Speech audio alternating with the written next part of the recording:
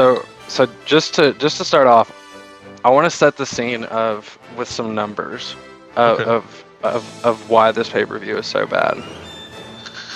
The month before this, Uncensored 97 had 325,000 viewers, but like 1,000 buys. Like they did that was one of their biggest numbers up until that point. Before this pay-per-view did 210,000 viewers. Yep. 115,000 less. The average for 97 was 290. So that should alone tell you how bad this pay-per-view was. Yeah. We didn't even give this show a cold open. there's not even... It doesn't deserve one, because you know what? This show gave us a cold open and then did nothing but continue being cold to us the entire show. I mean, I just I won't lie. Like, Uncensored was a fun show to watch, and there wasn't really like anything wrong with that show. I mean, there was some like boring matches, but like overall, it was still a fine show. But this was a sellout crowd. A sellout crowd that would basically get hot at the very start of every match, and that was it. Yeah. That was the only time that they were ever excited, that they were ever into this. Like it just and I'm gonna go into more detail throughout whenever we get into the breakdown, but there are so many fucking terrible booking decisions and booking inconsistencies. Oh, dude, it blew my mind. I was already like, I came into and I even texted you. I just like, not a good start to my day. And usually wrestling cheers me up, dude, but this fucking show, it made it so much worse. Yeah, like it was just awful. Well, and like we talked about last time, I kept being like, well, WCW is great at main events. And like, while this main event wasn't god-awful, and we'll get to it, after what the show had been, there was just no saving it at that point. No. And the crowd was hot for the main event for about 4 minutes of it. Yep. But yeah, not a great show. Honestly, just around this time, the build up to this show, a lot of it just really felt like Uncensored Part 2. Like same feuds. I mean, even when you look at the Benoit and Malenko match, that was still the exact same feud that they were from the month before, where Eddie's involved, Kevin Sullivan's involved, Jimmy Hart is involved for some reason. Yeah. That was the other part of this. It felt like every ending was so overbooked. Oh yeah, it all absolutely was. I mean, there is one moment that's remembered from this show, and it's a botch. But you know what? It's the best moment of that man's career. It is, and we'll get to it eventually, but fuck it.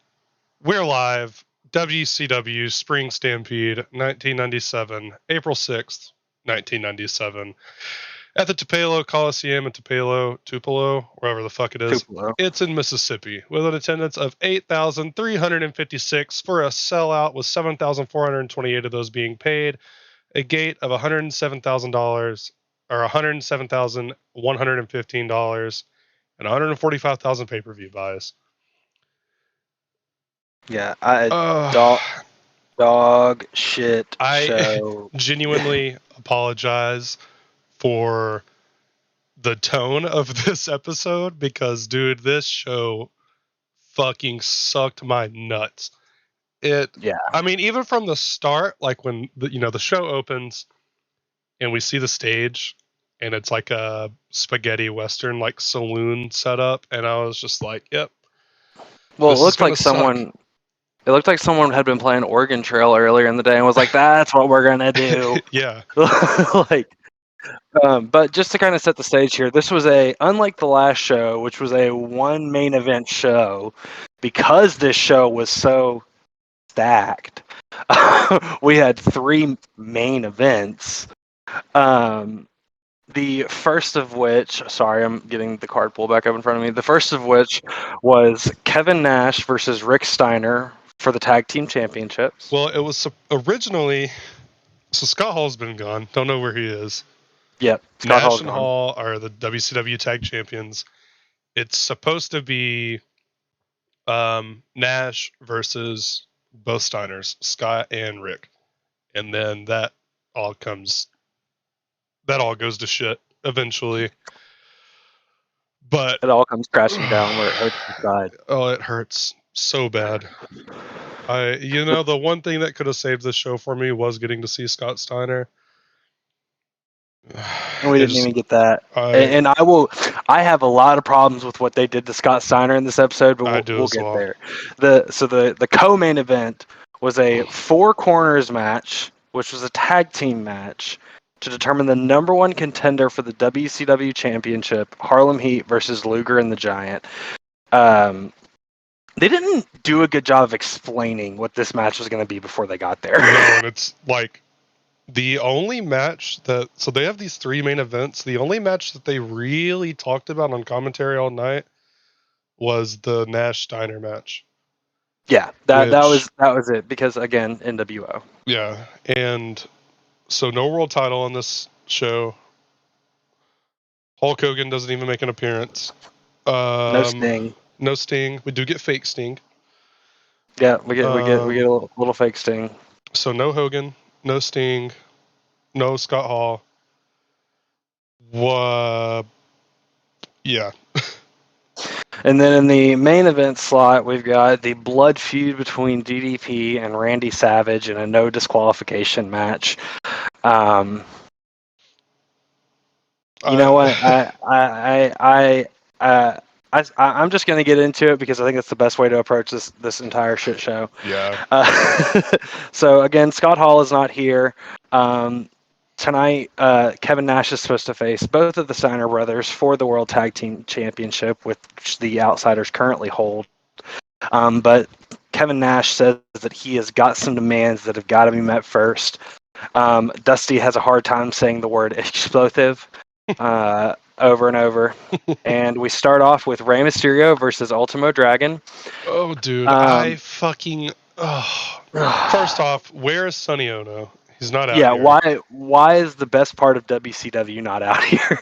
Second, Ray's gear is pretty cool. Ray's gear was pretty cool. But here's my question. Why would you allow someone to come out in black and white during the period of the NWO if they're not in the NWO? Yeah. I didn't understand that. That should have been a no-no. Also, so I saw this match opening the show, and I was like, okay, cool. I'm like, not having a great day, not super stoked on watching this show in the first place, but at least I'm going to get a really good match to start it off. No, you're not. No, I'm not. You're not at all. I will say Mike Tenay did correct everyone and say that his name is Ultimo this time, so that did make me happy. Yep, shout out Mike Tenay. Still the best part of commentary every week. Yep, they bring up that Syxx is still the Cruiserweight Champion and that this is more than likely going to be the number 1 contender for the Cruiserweight Championship, as these guys are 1-1 against each other. Also, back-to-back pay-per-views without Syxx wrestling a match. Yep. Cool. This was also this really funny period of time where Rey Mysterio was rumored to be dating Rachel from Friends. Oh my god, dude! That was a very legitimate thing. I heard commentary brought it up, but I'd heard about it before. I liked how commentary put it over though, where they were just like, well, WCW is the hottest thing out right now, and can you blame them? Jesus Christ, man! I forgot all about that. I'm not even gonna lie. Yeah, no, I was cracking up whenever they brought it up. So we start off slow here with some scoop slams and headlocks, feeling out process. Ray hits this kind of odd delayed drop toe hold. Um, I understand that part of the cruiserweight style is the submission aspect of it. I don't understand why they start when they start with the submission aspect of it though, because this was a lot of them Ray goes in for a clutch that Ultimo reverses into a crucifix. Ray does that cool little headstand flip up spot, gets the crowd going. Ultimo hits a couple of really nice kicks and then a stiff kick to the back. Ultimo's in control with different penny combinations, going for various submissions. He goes for a really nice Kimura. Commentary says that Ric Flair has a shocking statement to make later on, and the Four Horsemen are no longer a cohesive unit. Yeah. More submissions, a weird armbar by Ultimo, beautiful short arm scissor into a spinning reverse torture rack by Ultimo, which then goes into a back breaker, power bomb, and then he backwards catapults Ray into the rope. This is where it kind of started to pick up, and this was definitely the best part of the match. And then we got put into another sleeper hold. Dusty reminds us that this man has held 9 titles at one time. They're speculating as to why Sonny isn't out here. They're saying he'll be out with Akira Hakoto next. He's got to focus his attention on that champion. Mysterio breaks away here. Sorry, skipped ahead a little bit. Liger bomb by Ultimo to the corner. Tenay puts over Liger. Jumping tombstone by Ultimo, and then Ultimo pulls him up from the pin, which was a bad choice. Commentary says that Ultimo really wants to submit him, not pin him. Mysterio breaks away and hits a running wheel kick, but Ultimo is back on the offensive. Front suplex by Dragon, working over the head and upper body into an Indian deathlock. They go to the outside where Mysterio throws Dragon to the guardrail, but right back into the ring with another sleeper. Ultimo with a back suplex. Mysterio flips out of it and kicks Dragon to the outside. Mysterio goes and hits an early 619 as pretending that he's going to go for a suicide dive before going and hitting a top rope tope onto Dragon on the outside. We cut to picture with the first cut to Nash's locker room, where Six answers the door and says something that nobody can hear. I didn't understand why they did this. You couldn't even hear what he was saying. Yeah, I don't know. I just. Why do we do this? I know every WCW fucking pay-per-view is going to be like this, but why are we doing this? I don't get it, and I just feel like it's such a bad way to build up whatever you're trying to do. Why not just wait until you actually have time to do the damn segment? Yeah, do it after the match, which they do anyway. And then during this, they miss a beautiful springboard Hurricane Rana by Ray into a springboard guillotine leg drop.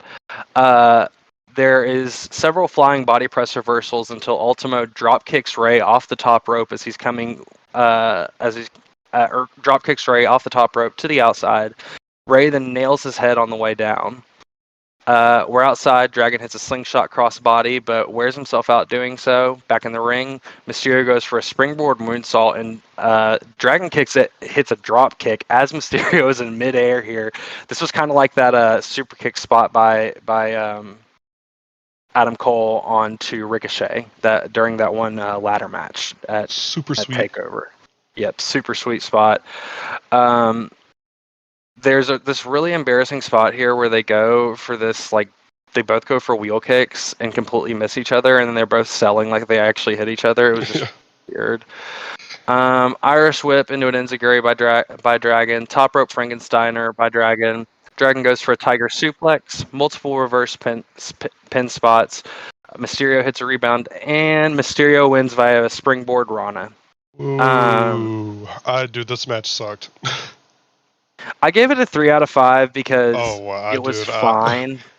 It was 1.5 for me. I was so fucking bored. Wow. Look, it's not going to get much better for me. I think the highest rating I gave all night was 2.5. I think. Yeah. No, I have one other rating that was higher than this, but outside of that, everything I gave was like a 2 or below. I gave this a 3 because there was some good spots in it, and they had a couple of good exchanges.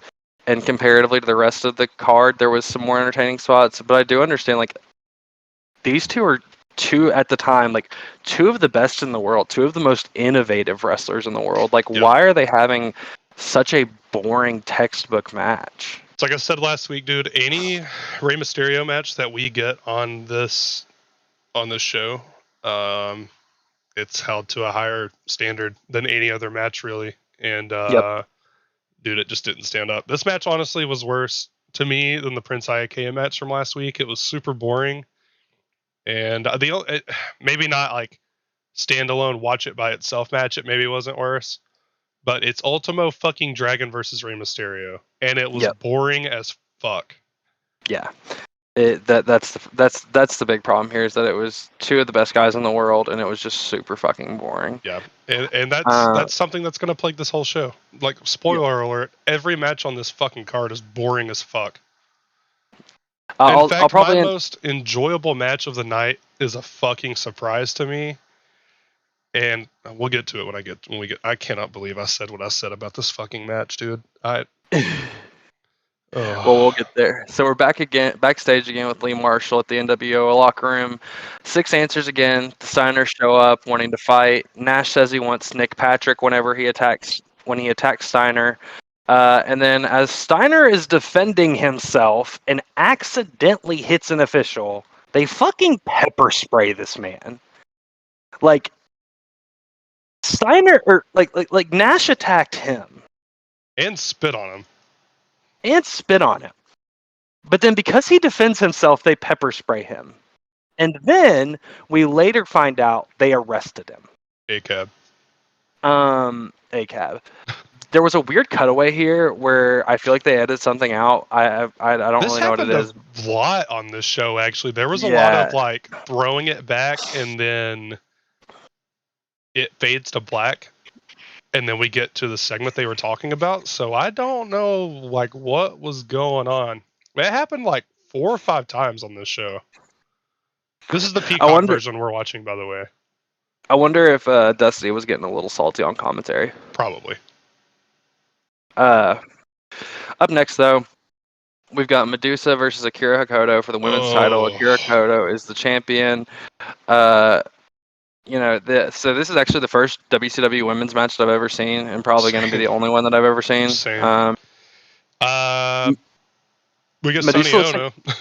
Yeah, we did get Sonny Ono, but he didn't really do anything that funny, and Medusa looks like a bad 4th of July stripper. Yeah. Immediately, my first note for this match, as Medusa is making her way to the ring and commentary is talking about what just happened, I said, commentary is not going to talk about this match at all. And they did not. They did not. So, what is it with WCW and taking like the generic, national music that they would use for like, the Japanese people got all the same thing, but then they add like country to this. Like Hokuto's entrance was like basically Ultimo's entrance music with this like country twang put over it. It was Ultimo Dragon and Juventud Guerrera's music like combined. Yes, exactly. And so that's what I was going to say. Juventud last time had that weird country music. Like, I don't know. It's just so weird. I just don't understand how a company with so many people that you can call some of the greatest wrestlers of all time and some of the greatest minds in the business can just shit the bed so badly. And like, I just, man, dude, I fucking hate WCW. I hate saying that so much, dude, but God, man, like I said at the top, Uncensored was, it was fine. Uncensored was a fine show. It's something that I may end up watching again later on down the road, but like, I'm not going to watch it anytime soon. I'm never watching this fucking show again. If I ever have to watch this show again, I'll have a gun to my head. And on that note, we do hear that evidently Scott Steiner is one angry cowpoke. What the fuck? I will say Asuka's Over the Pants song has nothing on Medusa's Over the Pants song. That thing was intense. Yeah. Hokuto's outfit was pretty dope, and it looks a lot like Kairi Sane, which I guess Kairi Sane's outfit looks a lot like Hokuto's. And Hokuto is working to get the crowd hype here as she slings Medusa around by the hair a few times. They're working pretty stiff here, I will say. Medusa hits some corner punches, but Akira reverses into a shoulder block, goes into a choke. Hokuto takes her to the corner where she picks her up in the corner into a sleeper. It looked pretty violent, but then but because the camera was terribly angled, you realize that Medusa was still touching the floor. Yep. Hakoto does hit this like one-handed choke bomb, like Raquel Gonzalez style. It was like, what the hell? I didn't even know how. Like, she did not look like she should be able to pick Medusa up like No. that. But Medusa fires up, hits 3 running neck swing slam thingies. Akira goes up, but Medusa hits a head scissor in the corner to get her out. Ono hits Medusa on the rope and is choking her as Koto's keeping the ref distracted. Medusa hits Suddy Ono, and Bobby the Brain goes, "You shouldn't hit somebody with glasses." Yeah. Bobby goes, he's wearing glasses, and I think it was Tony. He goes, what? Who cares? You don't hit somebody wearing glasses. You don't hit somebody wearing glasses. Oh man. Sloppy crucifix. Before this, commentary hasn't said anything about this match. They've been talking about the Steiner thing the whole time. Yeah. And then Medusa takes her like top that was over her top. She takes it off, and it reveals like half an inch more cleavage. And then commentary's like right on top of the match. They know, like they're back into it. And I was just like, what the fuck, dude? Yeah, they were like, oh, all right, here we go for the last minute and a half of it. Yeah. Sloppy crucifix by Medusa, top rope drop kick number 1, number 2, beautiful German suplex by Medusa. I will say she had a nice German. Hits her with a wheel kick. Medusa takes her up for a power bomb, but then Luna Vachon interferes and Hakoto rolls her up. 1.5 out of 5. Here's the thing with that interference. Luna comes in and does the run in. Medusa still hits the power bomb though. Yeah, she hits the power bomb, but then immediately just rolls over and lets Hakoto like picks her leg up for her to do it. I don't know. The ending was just an absolute shit show. I might have given this a 2 if the ending had been done better. I gave it a 1. Again, this is just one of the many overbooked finishes. Yeah. I gave it a 1. Nothing happened in this match. The crowd was like completely comatose, and commentary didn't even give a shit. Like it was just, even when they were hyping this match up on like the Nitros before Uncensored and on Uncensored itself, the crowd didn't give a shit. And then the match happened, and the crowd didn't give a shit. Like no, it was just doomed from the start. Women's wrestling was in a bad place in America at this time. Yeah, it was a really bad place, and so Medusa, had the infamous thing where she comes over from the WWF, still as the champion, and drops the title in the trash can on TV. And Eric Bischoff and her were actually like really close friends. And he claims he had all these ideas for how she was going to revitalize the women's division, and he was going to get all these women from Japan over there, and Bull Nakano, and da da da da da da da. And it just like never worked out. And it was like he never really tried with it. And I think part of the problem was, one, he wanted to build a division around Medusa, which Medusa wasn't a bad wrestler for the time, but she also wasn't nearly as good as the Japanese women were. No, and she just like wasn't very charismatic. Like her promos suck. Like she's not a good talker. No, she's not a good promo. So yeah, but then we get another weird cut where they say we're gonna get a update on Scott Steiner, and then we don't. I really hate Peacock. Yep. Up next is Prince Iaukea versus Lord Steven Regal for the WCW TV title. Me and I will just speak for both of us here. We are both pretty big Regal fans. Yep. I don't know how, like, Iaukea is just not good. No, my first note on this is surely Regal can pull out a good match here. Man, this match was just, it was paced so odd. Like not to like cut ahead or like jump ahead or anything, but like Alex will still get into the match. I'm just going to give like a basic summary of how this match works. It's do a spot, Regal works the crowd, do a spot, Regal works the crowd, wash, rinse, repeat. It's that over and over and over. And they eventually get to the point where they're just repeating the spots over and over and over again. Yep. So yeah, Regal starts off just talking shit to the crowd. He really hasn't aged in like 30 years. No, he's also wearing the same gear for like 30 years. Which I respect that. When Yeah. if it ain't broke, don't fix it. Yeah, it works. They let us know though that the WCW website is up and running, and you can go on Woo! there and listen to the sound of the pay-per-view. Yeah, WCWWrestling.com.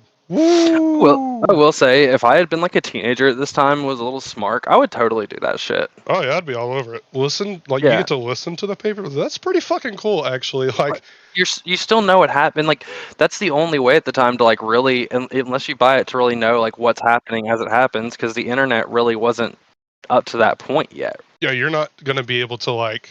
It's not as easy as it is today when you can go to. I'm not gonna name the Twitter. website that I use, but you can go to a website and just watch a pay per view while it's happening. Yeah, It's not legal, but it's free, yeah. and you can just do that. But like back then, dude, you either I guess did that or you waited until whichever one of your forums that you were on posted results. Yep. So no, again, it was another like thing that I think WCW was at least trying to do some different things at the time, and I appreciated that. Yeah, I mean, Couple, kudos for that because really that's like a if I can say one good thing about WCW, they were using the internet correctly and they were yes. using the mark fans to their benefit. And I know it sounds stupid, but like we're gonna get to it in a little bit. I think it's after this match actually. Mean Gene's gonna do a spiel for the fucking WCW hotline again, and he Oh does it yeah. by giving out these like these vague insider Don't scoop spoil things. I'm anything. Don't spoil sorry. anything. We're gonna get I'm there. sorry, but it's just Don't. they're doing things well in that regard. Yes, they are. They are. They're utilizing social media before social media is really a thing. Yeah. Um, so we start off with some quick strikes for both. Iakea starts this match off looking like he is like in the fight of his life, ready to go.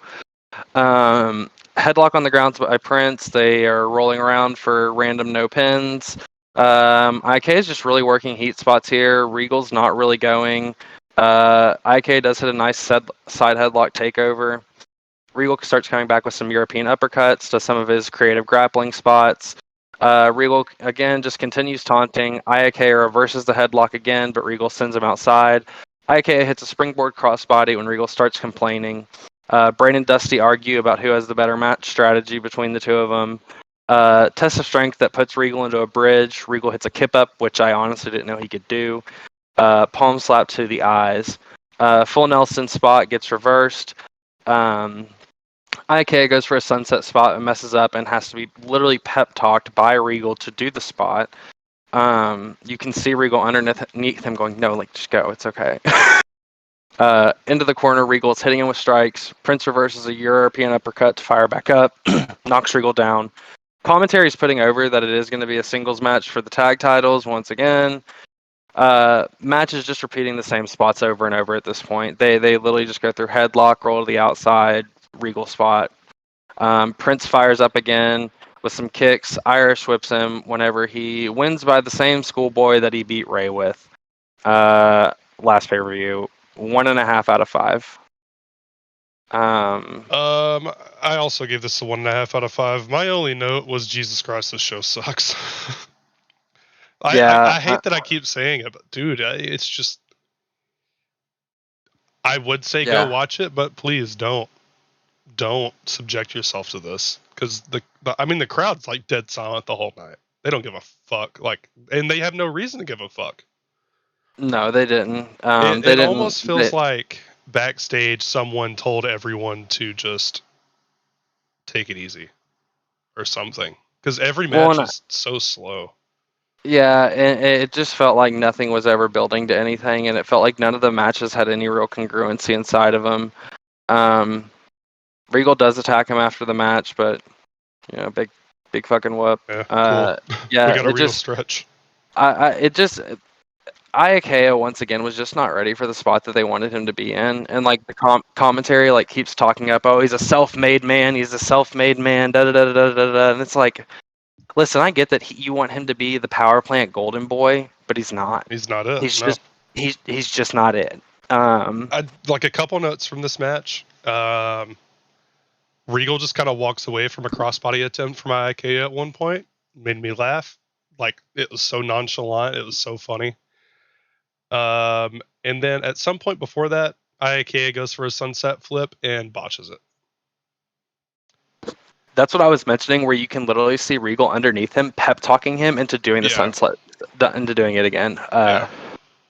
Yeah, just a sloppy match that just I don't know.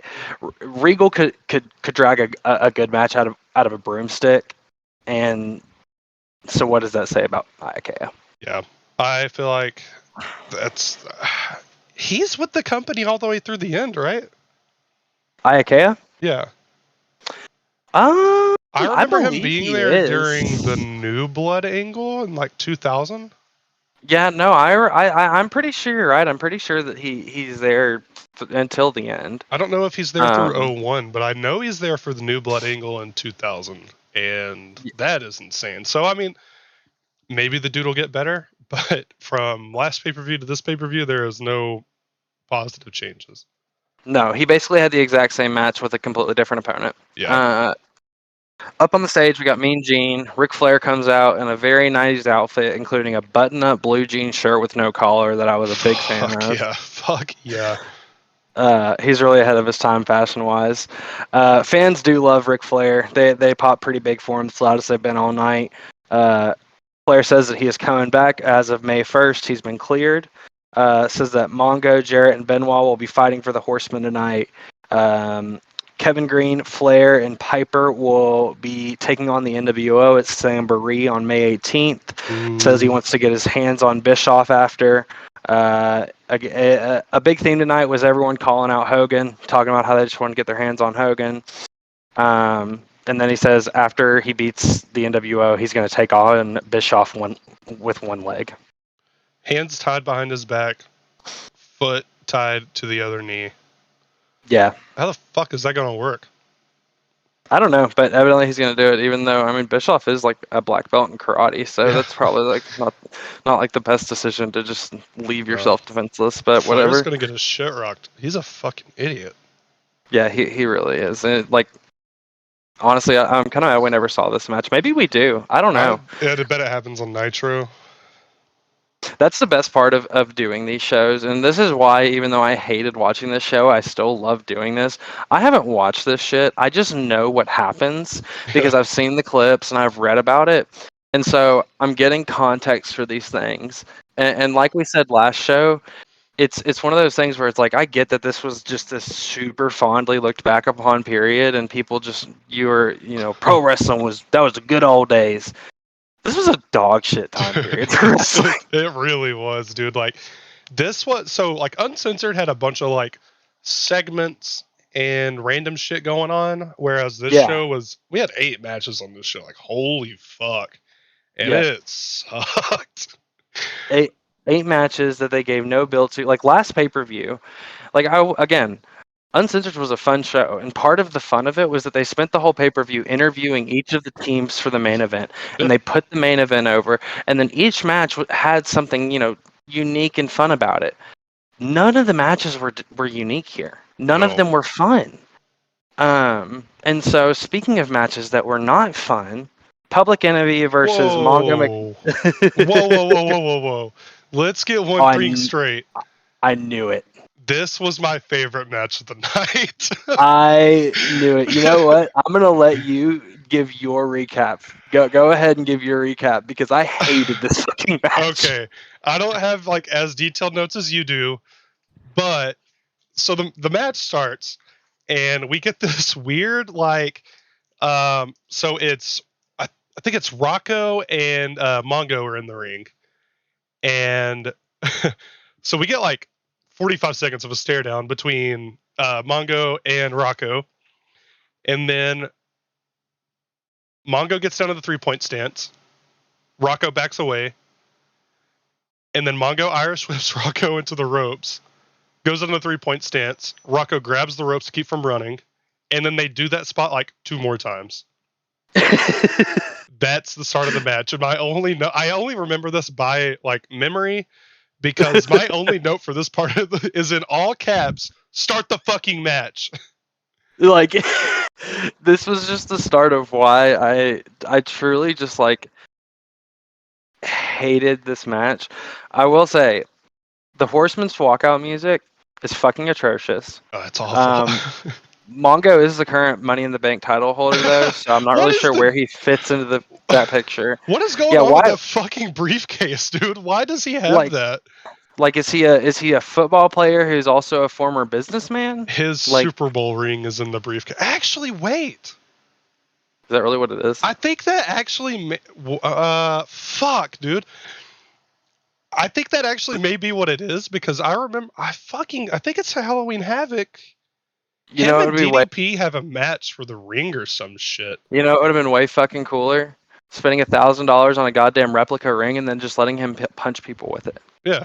Have him put it in his fucking tights and then pull it out and fucking bink people. Like, why, why carry on this big ugly ass steel briefcase? I'm not going to stand by that because I really truly don't know. But I feel like that fucking Super Bowl ring may be what's in that briefcase. I don't know. So, I'm gonna be honest. I did not have a great notes for this match because it just bored the hell out of me. And here's what I want to do. Let me say this. Let me tell you Okay. why I didn't like this match, and then I want you to tell me why you did. Okay. At this point in time, Steve McMichaels has no fucking idea what he is doing in there.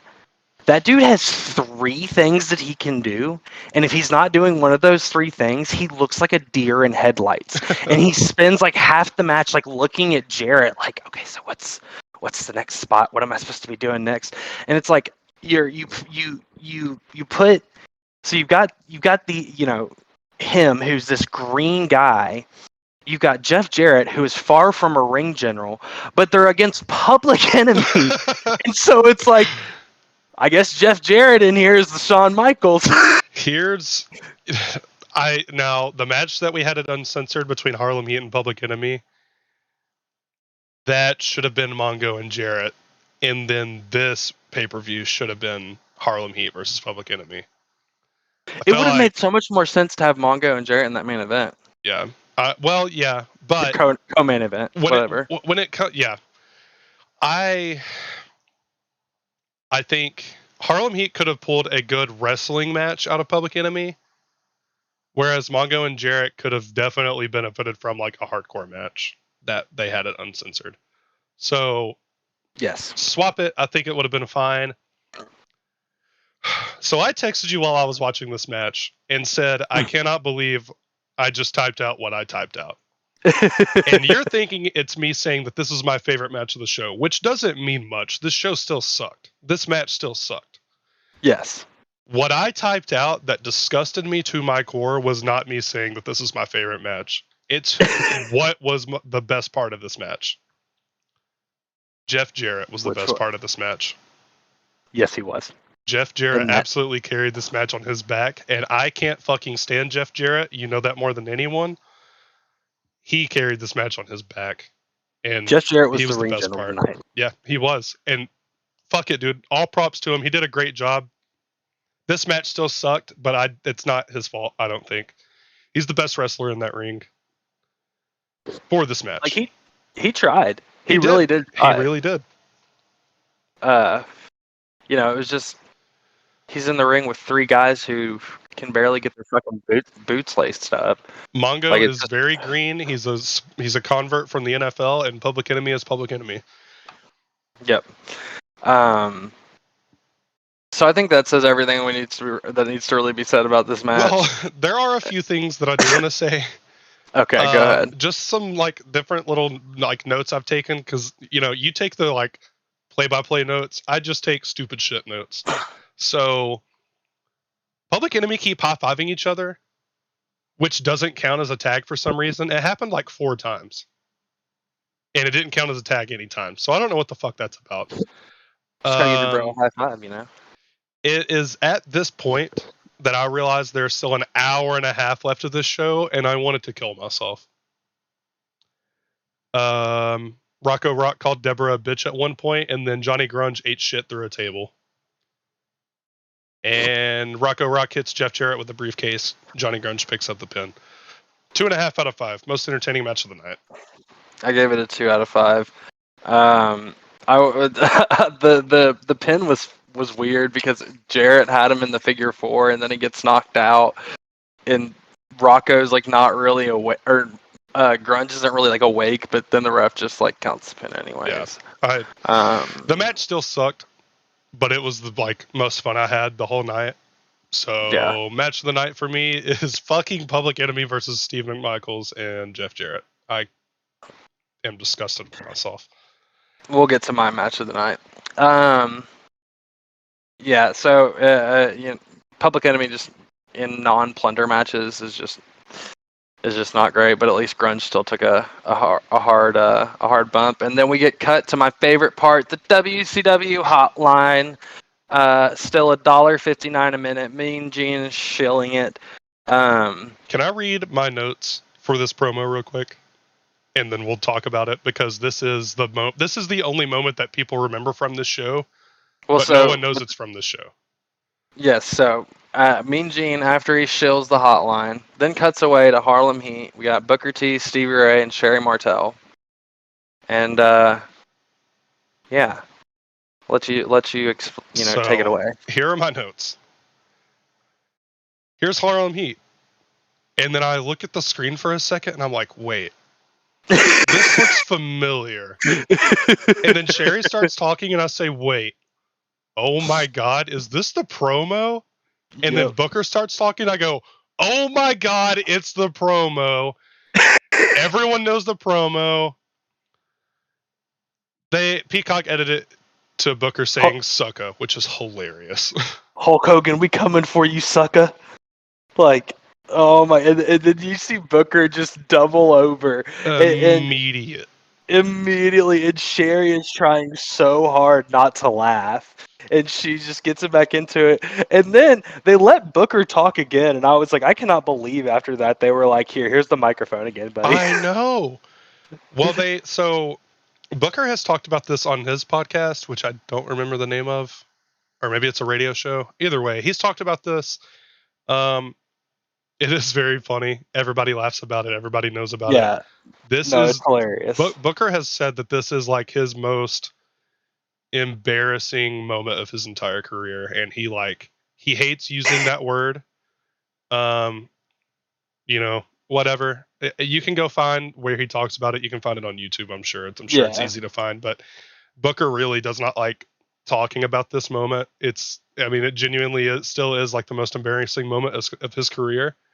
Absolutely. With that being said, it's still fucking hilarious. Yeah, it's still fucking hilarious, and looking back, it's still funny. Yeah. I on my notes, I literally have Mean Gene cuts away to Harlem Heat. Oh my God, it's this segment. Yep. I never knew what show it was from. I honestly thought it was from a Nitro. And then I had no idea. I swear, dude, it was like it all happened in slow motion. I'm watching the promo and I'm like, this looks familiar. Why the fuck have I seen this before? And then Sherry starts talking and I'm like, wait.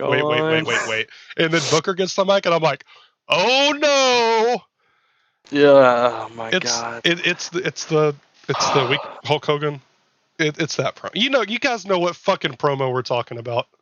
The promo, the best moment of Booker T's career. But yeah, I actually thought it was on a Nitro too, which I thought was kind of confusing. I really thought it was a Nitro, but no, it was on this shit show. So moving on though, this was my match of the night, despite another overbooked finish. Malenko versus Benoit for the WCW US title. So before we even cover this, I'm gonna give a disclaimer about Benoit. Yep. I hate Chris Benoit. He ruined what was so many great memories I had as a child because of what he did. That being said, when we cover one of his matches, I'm going to just cover his match. I'm going to talk about what he does in the ring. I'm going to talk about how he looked at the time, because he does put on some of the best matches in the world, and we're going to cover several of them. Yep. We are at the point where, well, I won't say the height of Benoit's career, but we are at the probably the he's going to be on almost every episode. Yeah, he's going to be on almost every pay-per-view, and so it's just better to get that out of the way now. Where in no way, shape, or form does anything that we say support anything that he did. No, I hate him. I absolutely hate Chris Benoit. But for the sake of this, we're going to cover it. Benoit the way is a disgusting human being. The things he did are vile and cannot be forgiven. With that being said, with what we're doing, we cannot ignore the fact that during his time, he was arguably the greatest technical wrestler on the planet. Yep. Barring maybe Eddie Guerrero or Dean Malenko. And it's something we have to say. It's something that anyone who covers wrestling and has to cover a Benoit match, they're obligated to say something about it. And that's just the nature of it. He's a disgusting human being. I absolutely do not defend anything he did. We're not even going to talk about it. We're not going to discuss the details. You know what fucking happened. But yeah, he's a terrible person. But we're talking about Chris Benoit, the wrestler. As a person, he is fucking awful. And that's literally the last thing we're ever going to say about it on our podcast. Yep. So just keep that in mind. If you ever say anything about it, we're just not going to. We're not going to bring any attention to it. This is the last time we're going to say anything about it. We're WWEing him right now. Yep. Malenko looks like a legit Iceman. Like he comes out and he's just so clean cut, and he's just like has that just a. I think him and Benoit both are two of those guys that can just look so intense with no effort, but it looks just so natural. I put down they both just ooze pro wrestler. So to start off, both guys circling around. Dusty puts over both of their skills. We get a very aggressive lockup, but we're still trying to get maintain some professionalism as they're both pushing each other into the rope. Side headlock takeover, head scissors, another takeover, arm drag, kick, over the top rope to the outside, back into the ring. They started off pretty furious into this. Malenko hits a really nice single leg trip, and then Malenko with some really nice leg work. Benoit gives up the rope so that he can get his own ankle lock, but Malenko then applies more pressure. Also, during this, Benoit's hand is bleeding. Yeah, I was gonna get to that. His hand kind of starts bleeding out of nowhere. I don't really know where it came from. I don't either. Dusty does remark during this long ankle lock break, we've only got the building until midnight. Shoulder blocks and Malenko rolls to the outside. Wrist lock takeover and kip up into the reversal by Malenko. Benoit hits a nice cartwheel reversal into his own wrist lock. Test of strength is both work a Greco-Roman knuckle lock. Benoit goes down into a bridge but comes right back up. Woman is on the outside losing her mind. Surfboard bridge spot as Benoit stays up. Benoit twists around into a modified version of the chicken wing using his legs. There are still storylines going on with Kevin Sullivan and Eddie Guerrero right now. As you know, during this very real time period, Kevin Sullivan and Woman were very much married. Yep. And then Kevin Sullivan made the great decision that in order to really sell the storyline, that his wife should travel and stay in the same hotel room as another man. What a genius. Just honestly, I don't have any sympathy for him about the fact that Benoit took his wife. No, I don't. I mean, he literally storyline, sure, sticking with Benoit, but he literally drove his wife to another man. Exactly. Like, can you fucking blame her? And then he got mad about it. And let's be honest here. Look at Kevin Sullivan right now, and then look at Chris Benoit right now. Which guy are you going with? He has nobody to blame but himself. What a fucking idiot, dude. And he's still mad about that. And he's still mad about it to this day. It's like, buddy, out of all the grievances for Chris Benoit, that's the last one you get to talk about. That's your own fucking fault. Yeah, you fucked up. I don't know what to tell him. But so Benoit gets Malenko's arm stretched out with a foot in the back, but Malenko reverses it into a big back suplex. Small package quickly by Malenko. Benoit with a shotgun of a chop onto him and another, but Malenko elbows him low as he backs him into a corner. We start slowing down here, getting to some rest holding submissions. I think it works in a match like this though, where these are two very technical guys who are gonna use a lot of submissions. So we do slow down a little bit as Malenko gets into like basically the accolade. Malenko in this match again, shows that he's literally the man of 1,000 holds. He hits or goes for a lot of different submissions. We're back up onto our feet. Malenko with a nice arm drag into a really big arm bar. Dusty puts over about the fact that these are cruiserweights, but they're fighting for a heavyweight title, and that puts them one step closer to the world title. And we get that notion back-to-back pay-per-views. So he said the same thing about Malenko and Eddie last week, or last week. I appreciate that. Yeah. Last month in like real life timeline, last week in the real timeline, our timeline. No, I appreciate the fact that they put them over. They make it so that whenever these guys do eventually get to the point that they are going to be world champions, that we've already built them up to that point. Which one of these guys in this, jumping ahead, because this is just so fucking funny how this all worked out. One of these guys in this match does become world champion and then leaves immediately. Yep. Immediately afterwards. But so Benoit is in an arm bar, but then he hits an awesome suplex with one arm to get out of it.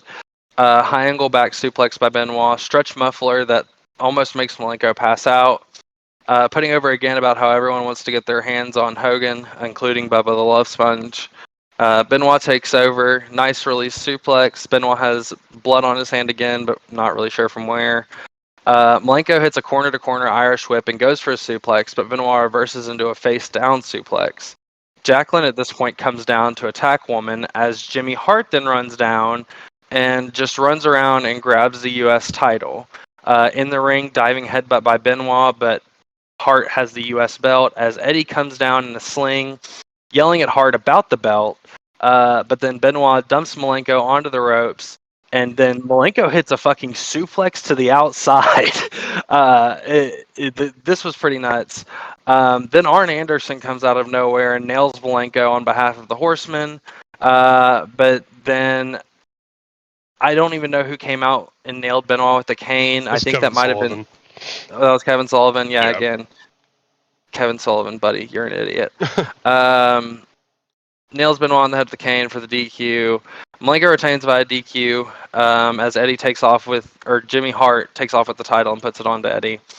I think the official ruling was a no contest. I think, yeah. But either same result.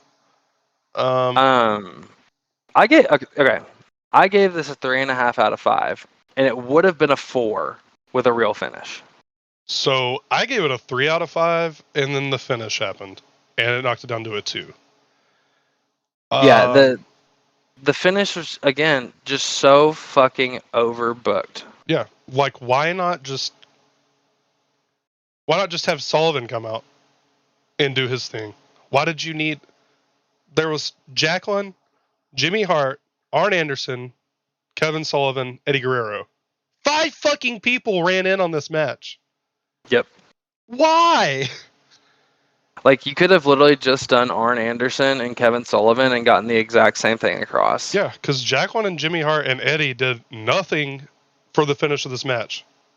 Nothing. Well, and Eddie was like acting like he didn't even want to be out there. Like, he was like, "No, Jimmy, go put the title back. Like, stop this." Like, yeah, and then they Jimmy and Sullivan force Eddie to wear the title over his shoulder because Jacqueline is holding his arm that's in a sling, and then I think Kevin Sullivan was holding his other arm, so he literally couldn't take the belt off of his shoulder. And the whole time he's walking up the ramp, he's arguing with them. And on commentary, they're like, Eddie Guerrero's still in the U.S. title. No, he's fucking not. He's being kidnapped. No. He's literally telling Jimmy Hart to take it away, but yeah, whatever. But we actually get pretty quickly into the next match here, with Kevin Nash versus Rick Steiner for the World Tag Team Championships. Oh. At this point, I went to go pee, and I thought someone broke into my apartment because I swear to God, I heard a door slam, and I still don't know what that was, and I'm still like low-key freaked out about it. It was the ghost of the show haunting you. Yeah, it was. I was pretty hyped when I saw that Kenny Powers was going to referee it, though. Dude, I swear to God, that's in my notes too. Yeah, I immediately, I was like, what the fuck? Oh my God, Danny McBride, this is amazing. How did these guys get him this early? So, Nick Patrick, not the last time we're going to see him tonight, but yeah, he's refereeing this match. That's Kevin Nash's whole deal with this match. This match is fucking weird. I wanted a Nick Patrick biopic with Danny McBride playing him now. Yeah. Like, yeah, this match is fucking weird. I will say I'll put Rick Steiner over here because as a former amateur wrestler, Rick Steiner is a really good amateur wrestler. Was an All-American at Michigan. So was Scott. So fun fact about Scott Steiner's headgear. That style of headgear, like, stopped being made years and years ago.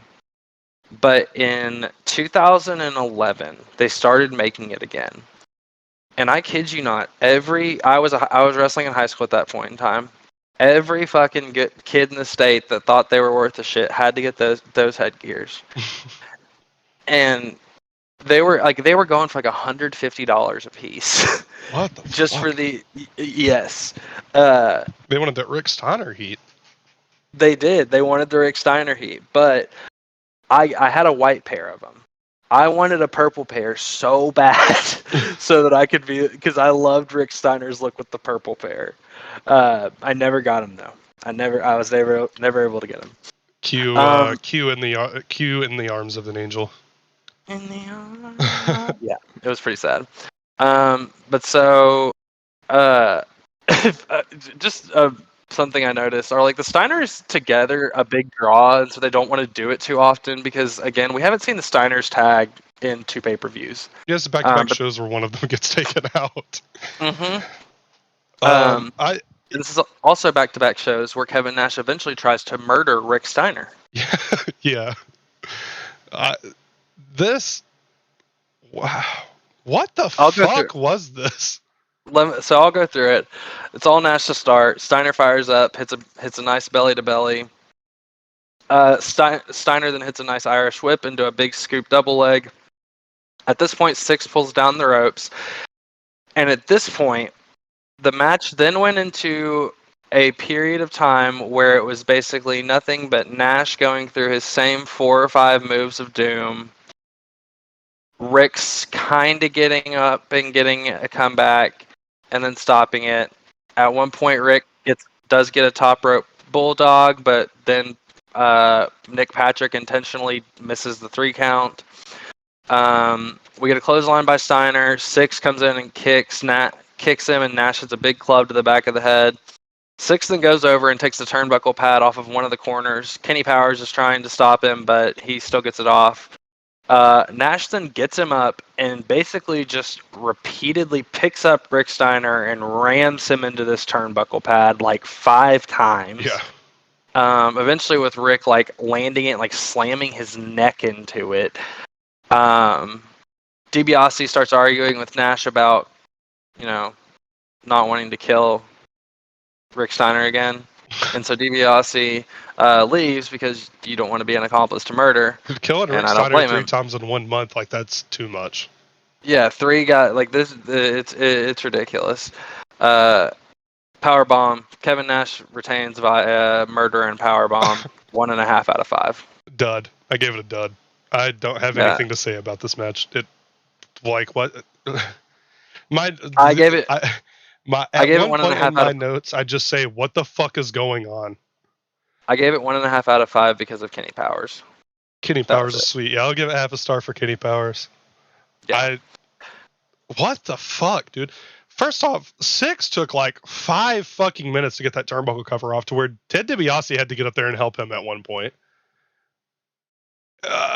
And then I think it was Tony Schiavone at one point says, it's sick even having to call this thing. And I just said, same. Yeah, I was like, buddy, it's sick for me having to sit here and take fucking notes about it. Yeah, it's just sucked, dude. Not like, why? Yeah, again, there was no reason to have the match to begin with, and there was no reason to even do it the way that you did. I mean, again, I guess just keep getting that NWO heat. Woohoo! Yeah, the whole story that came out of this was DiBiase leaving in the middle of the match, so NWO has dissension in the ranks.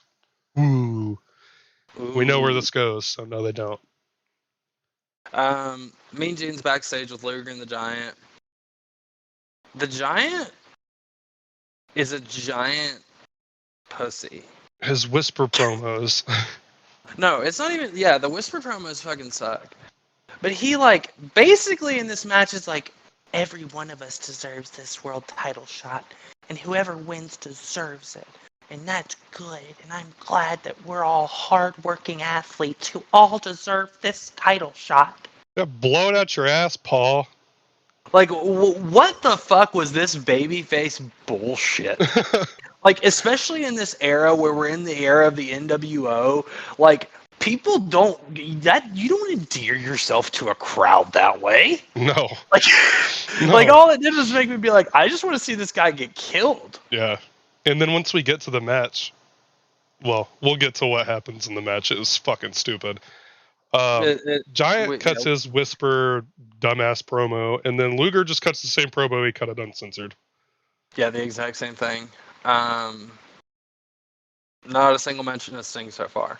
Nope. I just wanted to note that. Nope. But Luger says he wants Hogan. All right, 4-corner, number one contenders match, 1 pinfall. Luger and the Giant versus Booker T and Stevie Ray. So this is also one of those tag team matches where you can tag in the other opponent. So it's a 4-way match with teams, but they're not actually teams because your teammate could potentially pin you to win the match. Yeah, so at any point you could... these matches are so fucking stupid. They've never made any sense to me at all. I don't know when we're going to get another one after this, but I know we get one at WrestleMania 2000. That's going to be a while before we get to that. So we get into the match. They're making it seem like a normal tag match with Luger and Giant in one corner and Harlem Heat in the other. It's definitely not a normal tag match. And then halfway through the match, they start tagging the other team in. Yeah. I just want to say, as soon as this match started, the guys got on the apron. The match started. I went to go check my mail, and then I saw my cat on the porch as I was coming back to check my mail. So I pet my cat for a few minutes, so I missed a lot of this. But I came back and it was still on, so that was great for me. Don't worry, I covered it for you. I do want to say I love Harlem Heat's whole look. Like, they just look so good as a faction, and I love their entrance music. And they had swapped color, like they didn't run the same color scheme for this match, which is great because they are working this match as singles competitors. So that's awesome. Yeah, no, I like that. It made them stand out. Luger's spinny fireworks are really cute. That was so stupid. I hated that, dude. I think my nephew had some of those this year. Like, it was, great. Cool, dude. It was honestly, I wonder if that was the same person that booked the end of the John Moxley Kenny Omega death match. Oh. Ooh. I bet that. Off topic, but they're supposed to do another one of those matches. Anyway. Yeah, but here's the thing, though. After that, someone's literally going to die this time. Like, Tony Khan is literally like, I don't give a shit which one of you it is, but one of you is not walking out of there alive. Oh, they have Nick Gage on payroll now. Something bad's going to happen. Yeah, true. Nick Gage will die for the cause. He doesn't care. Nick Gage don't give a fuck. MDK all day. Anyway, back to wrestling that sucks. God, wrestling has gotten so much better. Yeah, it has. Like last week, I'm talking about like how this era of wrestling made me fall in love with wrestling, and then I'm just like, God, this fucking sucks. God, this was just sudden. Let me give a disclaimer. I didn't fall in love with this era of wrestling because of WCW. I fell in love with WWF from this era. Yes. And WWF's still going to have some shit shows, but when we get to the WWF shows, I'm going to be in a much better mood. They're not nearly as bad as this shit. No. But so Luger and Booker lock up. Luger goes behind. Booker hits the elbow. Irish whip reverse as Booker goes for his wind-up kick, but when Luger but then Luger powers Booker over his head and drops him for to hit his power pose. Giant tells him to rack him. He is actively trying not to win this match. Luger's so limited. He can literally do a big move, then he has no transition spots. Booker continues to beat him down. Luger gets a clothesline out of the corner, tag to Stevie Ray. Giant hammers him from the sidelines for a 2 count. Luger tags Giant in for his first rest break. Ray consults with Sherry because game plan. Giant looks like he should be on the cover of a bad romance novel. Giant press slams Booker and they roll out of the ring. Harlem Heat all argue as Luger switches corners and get the crowd back up. But Stevie tags out to Luger, and now we get Luger and the Giant, once in a lifetime, baby. 2 of the strongest men in the world. How can you push a 450-pound man, says Bobby the Brain Heenan. Luger goes for the rack but falls onto his back. The brothers have both been tagged in now at this point as Luger needs another rest, and Luger and the Giant get the crowd amped. And I will say Luger is a pretty good hype man. Brothers face off and argue before the shoving starts. Lock up as Booker takes his arm behind, but Stevie reverses the arm lock. Nice leapfrog spot as the brothers show off. Booker tags in Lex. Crowd is actually pretty hot for this at this point. No tag made, but Stevie Ray comes in and beats the brakes off of him. Ref sends him back, but they both attack Giant in the corner. Okay. Nice quick pause. Right here is where I come back inside from petting my cat, having a good time. I come back in. I sit down at my desk. I get comfortable. I scoot my chair in. I look to my left monitor. The match is still going, and I'm like, okay, cool. I didn't miss the whole match. That's fine. I can still talk about some shit. I move my mouse over. I pause it real quick. I hit play again. I see the timestamp. There's still 40 minutes left of this fucking show. This is the point that I started using the 10-second skip on Peacock to just get through the stupid shit. Yeah. But yeah, so Harlem sidekick by Booker. Giant swabbled. Booker beats down on the legs as Stevie helps. Leg drop is missed by Stevie, and he sells it like death as a Giant slowly walks around him. Big boot tag to Luger. Luger signals for the rack, but Stevie hits this like kind of botched brainbuster suplex. Stevie Ray is tagged in as the Luger beatdown continues. The heat continues, but Luger gets beat down some more as the Giant breaks up the cover. Stevie's in, hits a big sidewalk slam as he signals for the Harlem Hangover, but it's missed. Luger's up, makes the tag as Show cleans house with a beautiful power slam and sidekick as he pulls the straps down for the choke slam. But as the ultimate babyface bitch, he then decides to tag in Luger. I hate it here. Luger hits the rack and he wins. That's not even a babyface move. That's a fucking dumbest thing I've ever seen. Yeah, 1 out of 5. Whoever told the Giant and Luger to go 18 minutes should be fucking fired. Yeah. It was a repeat of the same beatdown and rest spots over and over and over and over and over and over and over and over.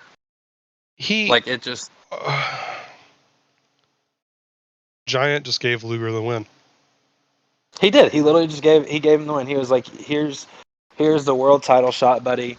It's all yours. I don't give a shit because I'm a giant bitch. What is this shit? That booking does not make me get behind Giant as a babyface. He looks like a fucking idiot.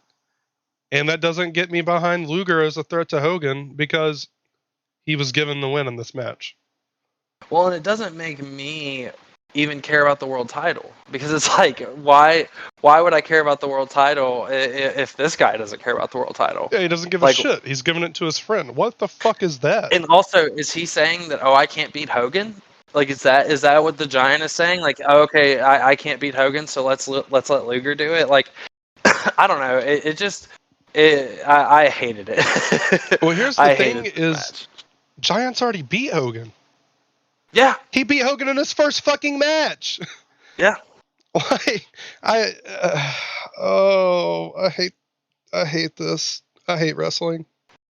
Moving on, we cut back into a Slamboree ad for next month that does feature Sting, although I don't really think that Sting. I don't think Sting has a match.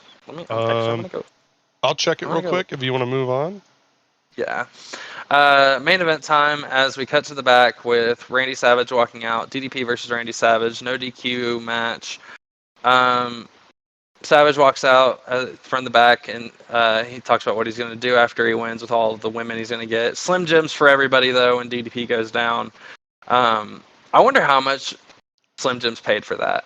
A lot. Like, In fact, for a shout. Jumping ahead, so Slim Jim does a lot with WCW. Yeah. They main sponsor Halloween Havoc this year, and it's literally called Slim Jim's Halloween Havoc. They were ahead of their time, man. Yeah. No, there is no Sting match on Slamboree. In fact, Sting doesn't wrestle until Starcade. That was supposed to say, does he even have a match until he has the Hogan match? No, he doesn't have a match until he wrestles Hogan at Starcade. So they're don't know why they're using him for advertisements for obvious reasons, but no, he doesn't work a match until Starcade. Also, I'm just looking at this next pay-per-view. There's 11 matches on it. Yeah. Two of them are dark matches. So there's 9 matches. Okay. Oh god. So continuing on, DDP versus Randy Savage, no DQ match. Savage is walking to the ring and he goes, "Now which way's the ring? That's my only problem." This was the most drawn out entrance for Savage, dude. It took like 5 minutes. I literally wrote down, how long is this fucking entrance? Yeah, Also, it was nuts. This mix of the NWO theme is terrible. It's just it's the NWO theme, and then like every 30-45 seconds you'll get oh yeah what the dude, it's awful. Who decides this shit? And then after the entrance, they then decide we're going to cut to the back to interview DDP. I didn't write anything about this because I was pissed that they decided to cut to this. I was like, what the fuck is this? Like, fuck that. Like, just get to the fucking match. Michael Buffer says that DDP is defending everything that he's ever done. DDP rushes in, Savage rolls out, Savage gets on the mic, says this isn't his big day, it's his last day, oh yeah. Savage wanders around the outside as DDP runs the ropes into him, but Macho Man rushes him on the outside. DDP slams Savage into the barrier as he tries to run away. In the ring, they trade blows back and forth. DDP hits with this weird high-angle slam, then misses the diamond cutter and busts his head. Savage takes over, throws DDP into the stands. Savage is in control as he slams DDP around the arena, grabs a trash can, but then ends up getting it thrown onto him. It was a full trash can with like some kind of liquid in it that went flying everywhere. It was really disgusting. Working their way back towards the ring, DDP's in control here, but back in the ring, Liz rakes the back and ends up getting caught in the middle as DDP gets slammed into the railing again. Macho hits the double axe handle to the outside. Is the double axe handle like the worst, like, signature move ever?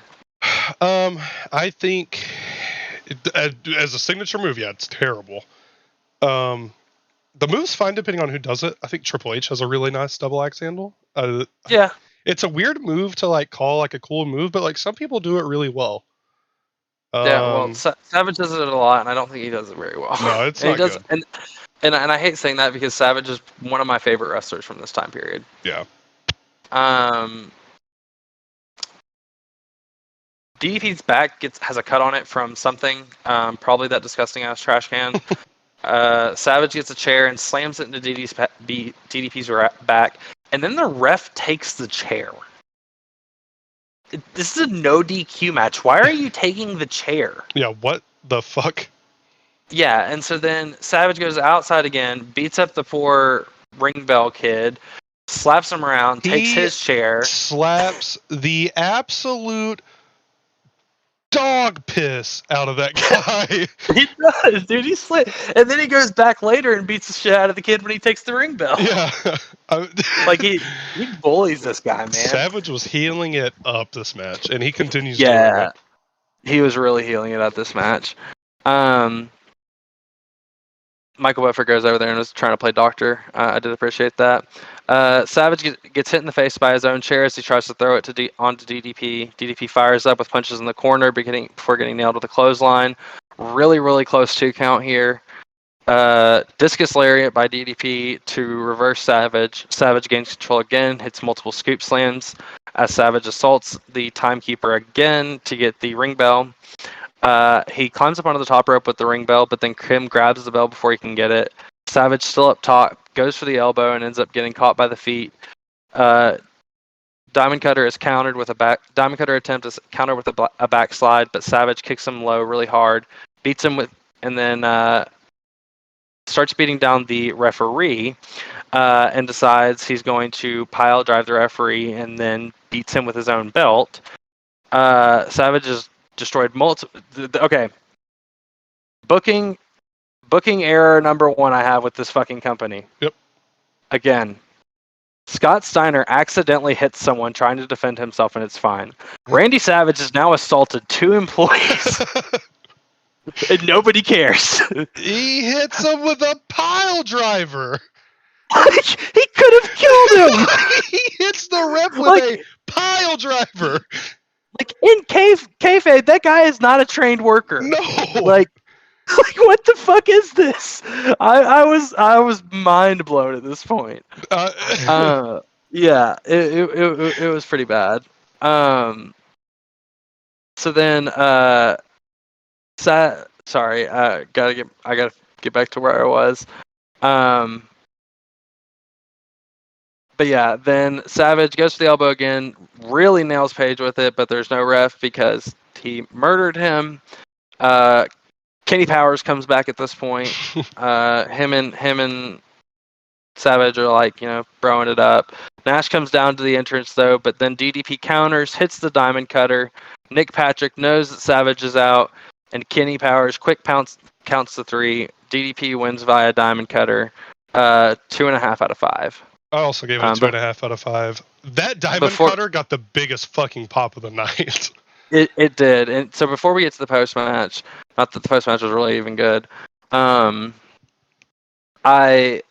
Diamond Cutter, I appreciate how at the time the Diamond Cutter was such a protected finish. Yeah. Like, they make it feel like if you get hit with that thing, you are fucking done. You're out. It's game over. And, like, Savage gets hit with it and then doesn't, and is down for more than just, like, the 3. Like, he stays down for a second. Yeah. So I appreciate that they make it so, they do make it feel good. And this was not a bad match. Out of every match on this card, this was the most average match. Where, like, I didn't mind watching it. I wasn't amazed by it, but I didn't hate it. It didn't overstay its welcome. It was a fine match. With that being said, not gonna watch it again.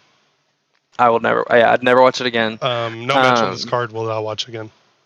No, and then this is followed up with the rest of the NWO deciding to come down, along with Eric Bischoff, who supposedly was banned from the building. Nash decides he wants to murder Nick Patrick as a very cute Bischoff points menacingly. Nash nails Kenny low, hits the jackknife. DDP is attacked as Savage grabs Kimberly very violently, starts dragging her around the ring by her hair as Bischoff is trying to stop him from attacking Kim.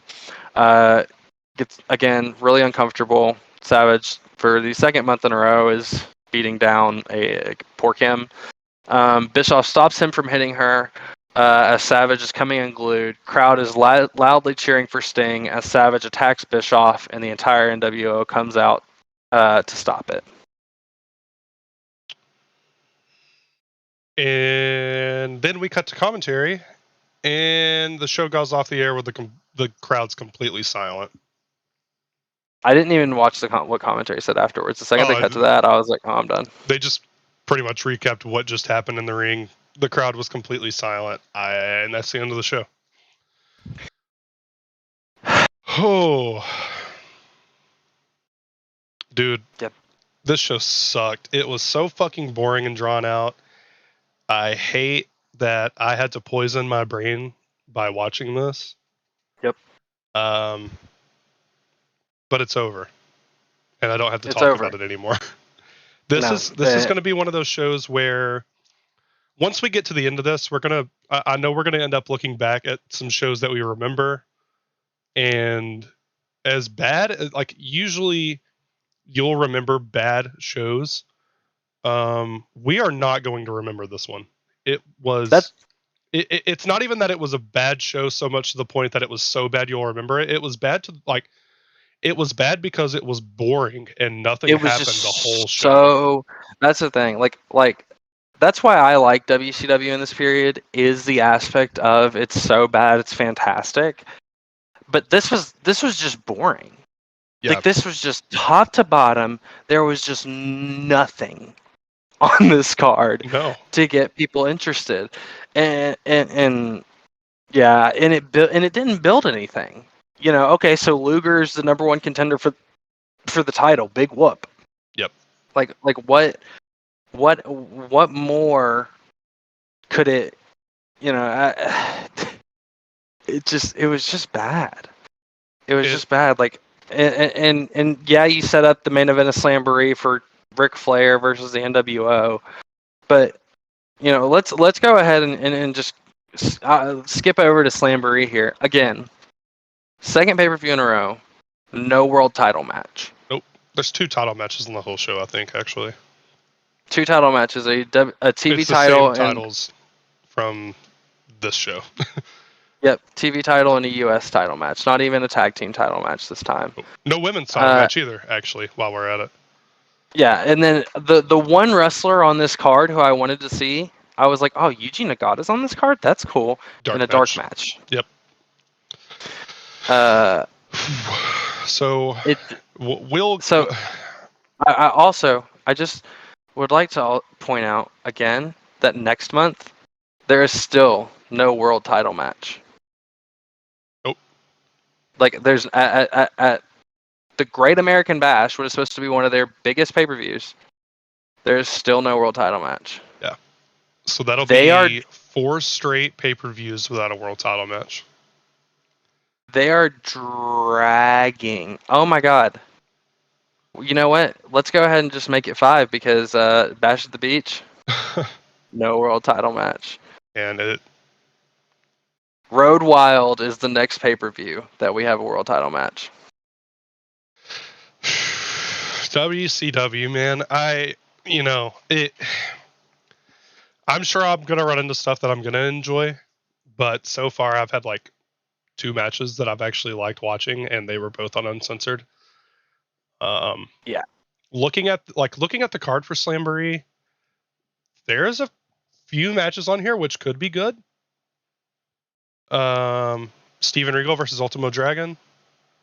Rey Mysterio versus Yuji Yasuroka. Mm-hmm. Mang versus Benoit in a fucking death match. That could be cool. Here's what I am most excited about for Slamboree. The longest match is 16 minutes. Yeah. Beautiful. Sorry, 17. 17 minutes.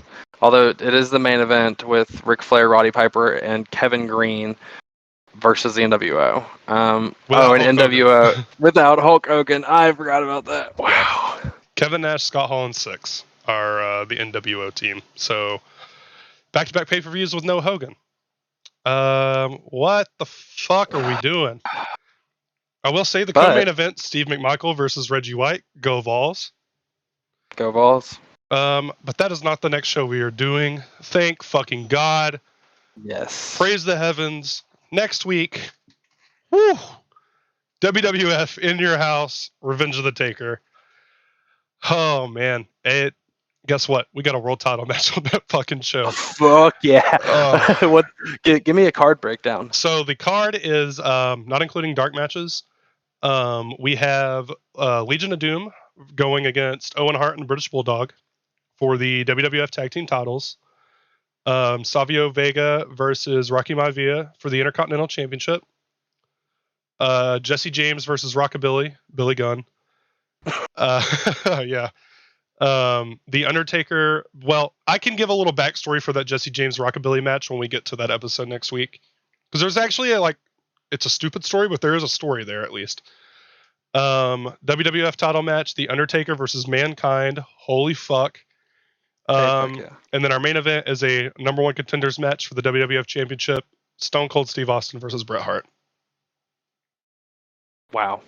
That's what we've got on the docket for next week. WWF in your house, Revenge of the Taker. I remember this pay-per-view very fondly. Like, I'm sure that it's not going to be the world's greatest pay-per-view, but it's going to be leagues above this. It's got to be better than the past. I mean, even uncensored. Oh yeah. Our longest match of the night is 21 minutes long, but it's Stone Cold versus Bret Hart. And if anybody's gonna go 21 minutes, I'm cool with it being them. Yeah. So fuck it, dude. I'd call me a mark. I don't give a shit. WWF Attitude Era. I'm so fucking in. I cannot fucking wait to finally watch a pay-per-view that I'm going to enjoy. Yep. Because like I said, that is a pay-per-view that I remember. I remember that pay-per-view very fondly. I have a lot of the like WWF Attitude Era pay-per-views like on VHS. Yeah. And that's how I got introduced to wrestling, was like watching those VHS tapes when I was a kid. So I'm so excited for one that we're going to watch WWF next week. For two, I'm so excited that we're not watching WCW next week, because I need a break, dude. Because just from looking at it, it's not going to get any better for a while. No, it's not. It doesn't really get better until Starcade, basically. Yeah, and even Starcade is. We'll get to it. It's a little bit down the road, but even it's a one-match show. Starcade's a one-match show, and it's fucked. So yeah, I guess we'll give a little like preview for what we got going on the next few weeks. We have back-to-back WWF weeks, just because of how the calendar shook out and how their pay-per-views lined up. So we got in your house, Revenge of the Taker next week. The week after that, we have In Your House, Cold Day in Hell, and we'll go over the card for that show at the end of next week's episode. And then after that, we have WCW Slamboree 97. And then we'll take a look ahead once we finish the Slamboree episode. Nice. Yeah. Nice. But, and I will have some content on the website here in the next couple of weeks. Yeah, just some articles. But yeah, I'm glad we're gonna finally get to cover something that isn't dog shit. Yeah, and I will say, since I'm talking about what we're doing the next few weeks, the next couple weeks things will go fine. We'll have episodes up, when they're supposed to go up. The last 3 weeks of August are rough for me, and I know they're rough for you. We are very busy the month of August. Yep. I have, prior obligations on. We record on Fridays. Friday the 13th of August, I have obligations that day. And then I'm going on a little vacation at the end of August. So we're going to work it out. We might miss a couple weeks in August. Yeah. But we're going to make up for it. We're not going to miss any shows. We're not going to skip anything. Yeah, no, we'll figure it out. We might just combine some shows or something. Yeah. But yeah, no, dog shit week. Yeah. Let's just, let's get to next week. Yep, let's get to next week. WWF In Your House, Revenge of the Taker, 1997, and we'll talk about it next week. Sorry for I'm sure this fucking episode was not as fun to listen to as last week's, but the show was not as fun. No. But I'm sure next week, whenever we've got some good shit to talk about, it'll be good shit. I get to watch a Stone Cold match, dude. Stone Cold's my favorite wrestler of all time. I'm gonna have a good time. Absolutely. But until next time, we'll see you. Take it easy.